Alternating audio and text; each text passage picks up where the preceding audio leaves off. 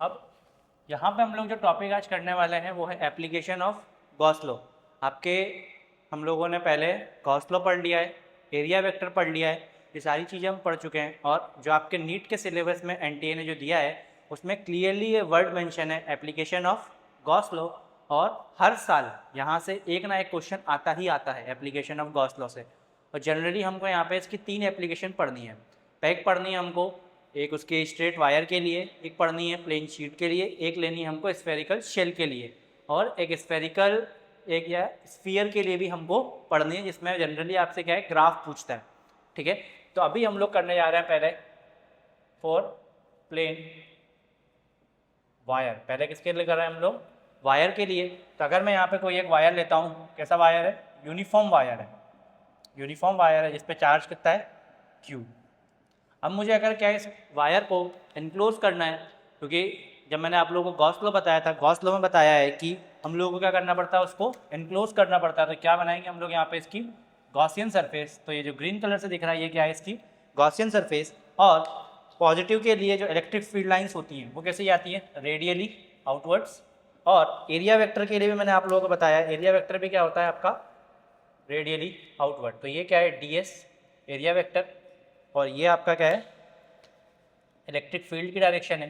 दोनों के बीच में एंगल कितना है यहाँ पे?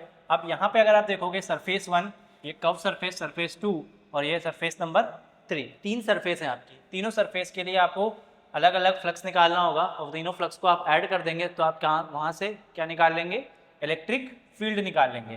तो यहाँ पे अगर मैं लिखता हूँ for surface 1 plus for surface 2 plus for surface 3, ये किसके बराबर होगा?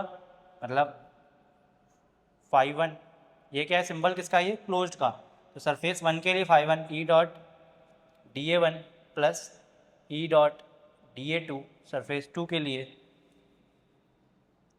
Plus φS3 E dot dA3 is equals to किसके बराबर होगा? Net electric flux total charge by epsilon naught, या charge enclose by epsilon naught.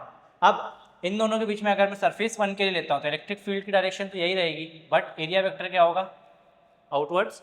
तो इन दोनों के बीच में एंगल कितना है? 90 डिग्री। अगर मैं सरफेस 1 के लिए लिखता हूँ तो क्या हो जाता है? डॉट प्रोडक्ट हटता है, ई डी ए कॉस 90, और कॉस 90 क्या होता है आपका? 0। प्लस अगर मैं सरफेस 2 के लिए लिखता हूँ तो ई डी ए 2 कॉस, इन दोनों के बीच में एंगल कितना है? ये दोनों के बीच में angle 0 degree, cos 0। Plus third लिखता हूँ E D A cos 90 equals to charge by epsilon naught. ये दोनों कॉस 90 वाले टर्म्स क्या हो जाएंगे आपके? 0। यहाँ पे बचेगा कॉस 0, तो ये क्या बचेगा? E dot D A surface 2 equals to charge by epsilon naught.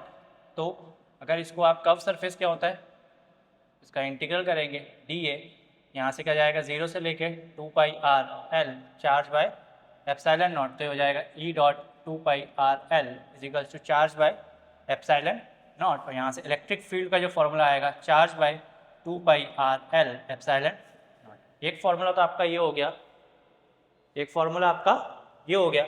अब हमने क्या पढ़ा था? Linear charge, linear mass density जो होता है वो चार्ज पर यूनिट लेंथ के बराबर होता है, क्योंकि यहाँ पे क्या है आपका? एक प्लेन वायर है। तो ये वायर के लिए क्या है? आपको लीनियर मास डेंसिटी या लीनियर चार्ज डेंसिटी आएगा। तो यहाँ से चार्ज की वैल्यू जो आएगी वो क्या आएगी? Lambda into L. ये वैल्यू उठा के यहाँ पे मैं पुट कर देता हूँ, तो आपका जो फॉर्मूला बनेगा वो बनेगा E is equals to lambda into L upon 2 pi R L epsilon naught. L से एल कैंसिल, या lambda by 2 pi epsilon naught R, या इसको ऐसा भी लिख सकते हो 2 lambda by 4 pi epsilon naught R. यह क्या जाएगी आपकी?